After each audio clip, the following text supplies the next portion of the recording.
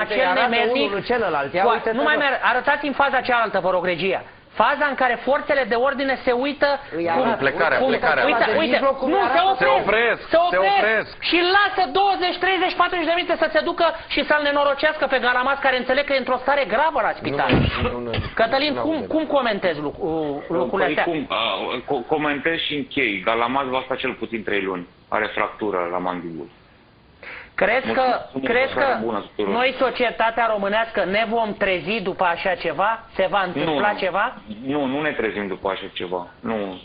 Din lucrurile astea nu se învață decât tulburare și se învață dacă se organizează primăriile, cluburile, ca lumea.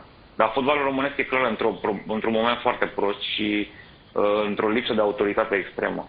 Adică nu mai vezi din astea, auzim săptămână de săptămână, DNA, violențe, tribunale, sânge, corupție și așa mai departe.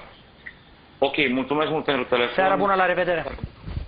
Seara bună, a fost Cătălin Tolontan, care probabil s-a întors la ediția specială care va fi mâine în Gazeta Sport. Sunt convins că și ProSport o să facă, nu probabil, responsabilitatea de a responsabilitatea securității acolo în fața